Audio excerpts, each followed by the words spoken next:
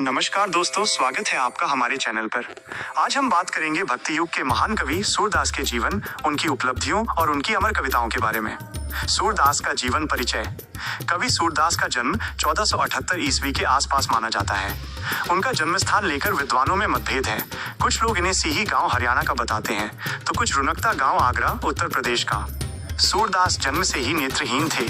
बाल्यकाल से ही भगवान श्री कृष्ण के प्रति उनकी अपार श्रद्धा और भक्ति थी। कहा जाता है कि जब वे युवा हुए तो उन्हें संत वल्लभाचार्य का सानिध्य मिला और वहीं से उन्होंने पुष्टि मार्ग की दीक्षा ली। सूरदास का अधिकांश जीवन वृंदावन और गोवर्धन के आसपास बीता। सूरदास की रचनाएं। सूरदास को भक्ति युग का आधार स्तंभ माना जाता है। उनकी प्रमुख रचनाएं इस प्रकार हैं। सूरसागर, जिसमें उन्होंने श्री कृष्ण की बाल लीलाओं और रास लीलाओं का अद्भुत चित्रण किया। सूरसारावली, जिसमें उन्होंने सृष्टि, धर्म और भक्ति का विवेचन किया। साहित्य लहरी, इसमें भक्ति और अध्यात्म से जुड़े पद मिलते हैं। इनकी कविताओं में ब्रज भाषा की मधुरता और कृष्ण भक्ति का अनोखा संगम देखने को मिलता है। सूरदास की उपलब्धियां।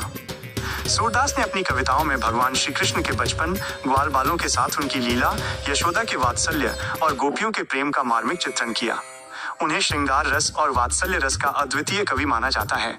सूरदास ने साहित्य जगत को हजारों पद दिए, जिनमें से अधिकतर श्री कृष्ण भक्ति से जुड़े हैं।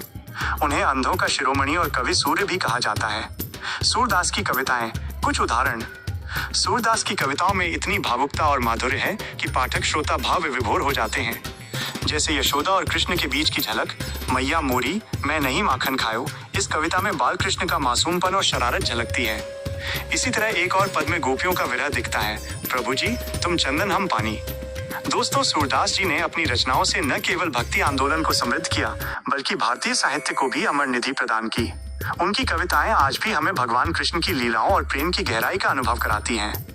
अगर आपको ये वीडियो जानकारीपूर्ण लगी हो तो इसे लाइक और शेयर जरूर करें और चैनल को सब्सक्राइब करना न भूलें। धन्यवाद।